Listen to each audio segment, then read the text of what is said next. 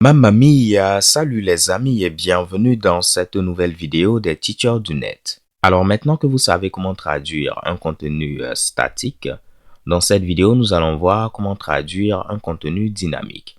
Je veux dire un contenu provenant d'une base de données. L'exemple que nous allons prendre est le suivant. On va imaginer qu'on a un blog et au niveau de ce blog, on aura plein d'articles. On va faire simple, un article aura un titre et un contenu. Le titre et le contenu seront en français et en anglais. Comme ça, si un utilisateur francophone vient sur le site, il peut lire l'article en français et ce sera pareil pour un utilisateur anglophone qui pourra lire l'article en anglais. Vous allez voir, ce sera vraiment simple. On va utiliser ce package Laravel Translatable qui vient de Spatie.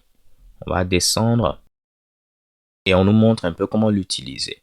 Donc ça, c'est par exemple un objet Eloquent, donc un modèle Eloquent. Ici, on voit qu'au niveau du modèle, on a un attribut name. On pourra donner la valeur en anglais, la valeur en néerlandais. Néerlandais, je ne sais pas comment prononcer ceci. Lorsque vous allez récupérer la valeur de name, il va vous donner la valeur en fonction de la langue courante, en fonction de la locale courante. Mais on peut bel et bien récupérer la valeur en précisant une locale.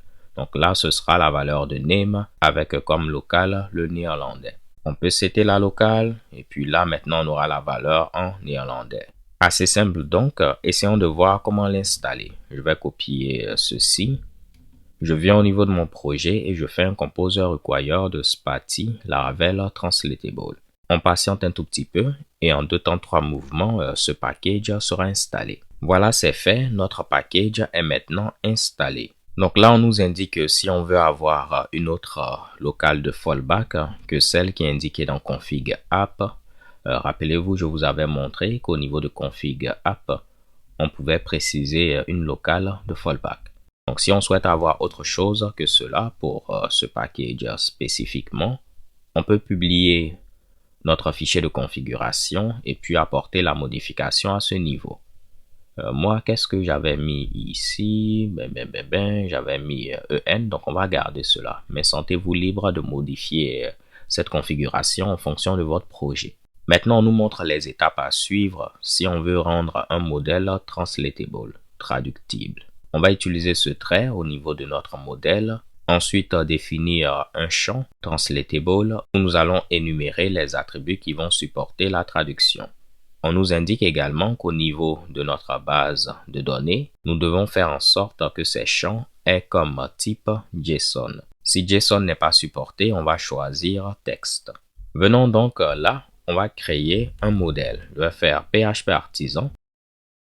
J'ai un raccourci, c'est pourquoi j'avais tapé Art. On va créer un modèle qui aura comme nom post et je vais mettre -m afin de générer également la migration. On vient au niveau de Database, Migrations, et là on pourra dire que on aura un champ Name. Vous pouvez voir que j'ai mis comme type JSON et je vais faire de même pour le contenu.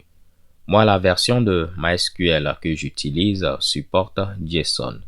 Mais si ce n'est pas votre cas, si vous exécutez puis vous avez une erreur, vous pouvez changer cela pour mettre texte. Mais si ceci supporte JSON, vous aurez plein d'avantages. Par exemple, vous pourrez faire des requêtes de ce genre-là et puis ceci va marcher. Donc au niveau de MySQL 5.7 et plus, le type JSON est supporté. Revenons donc là, on va configurer l'accès à notre base de données.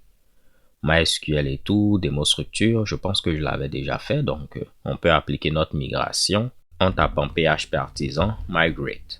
Notre migration est appliquée, on va se connecter afin de vérifier que tout est bon. Donc connect database, use demo structure, show tables et on va faire un describe de notre table post. Et voici, tout s'est bien passé. Revenons au niveau de la documentation et on nous montre comment directement on peut créer un modèle en précisant les différentes traductions. Je vais copier ce code exemple.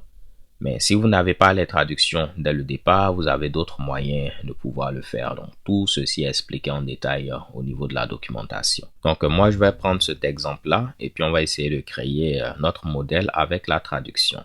Bien évidemment, pour l'instant, ça ne va pas marcher parce qu'on n'a pas fait ce qui a été demandé. Premièrement, qu'est-ce qu'on nous avait demandé? On nous a demandé d'utiliser le trait as translations. Donc, je mets as translation. Ensuite, on nous avait dit de rajouter un champ, un attribut, translatable, au niveau duquel on listait les champs qu'on pouvait traduire, les attributs qu'on pouvait traduire. Nous, c'est le titre et le contenu. Donc, pour le titre, je pense avoir mis name en lieu et place de title. On va le changer dans quelques instants. Et puis, c'était tout. On a mis comme type JSON, donc tout est bon. Premièrement, je vais annuler ma migration en faisant PHP artisan migrate rollback. Je vais revenir au niveau de database migrations et puis modifier ceci pour titre, donc title. On applique notre migration de nouveau. Normalement, ceci devrait être changé. Nous avons à présent title et on peut tester.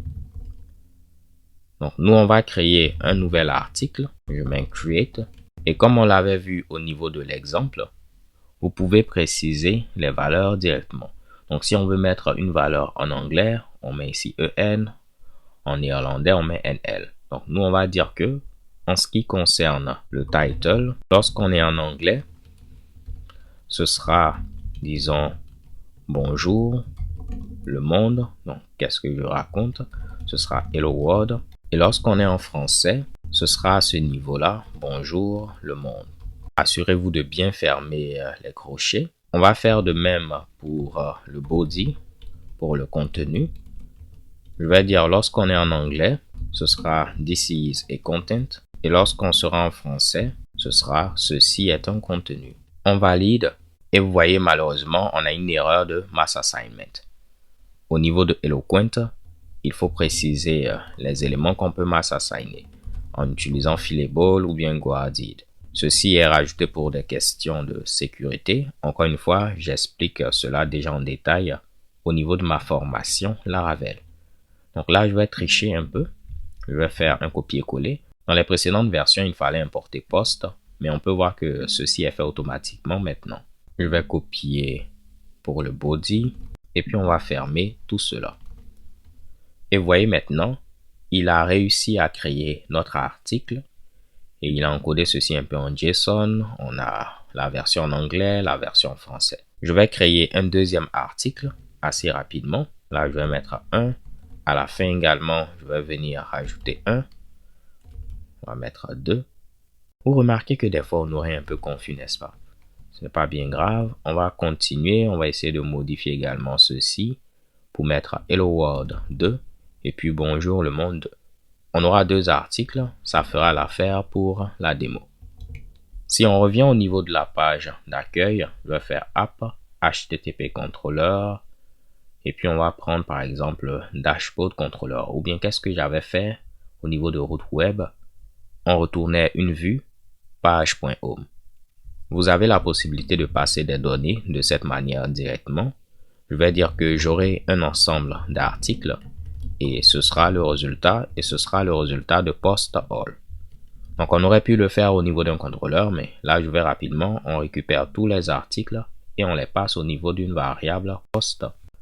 Donc on vient au niveau de page home, on aura accès à une variable post et je peux faire un petit for each en disant que pour chacun des postes qu'on va retrouver au niveau de cette variable post, on va essayer d'afficher cet article.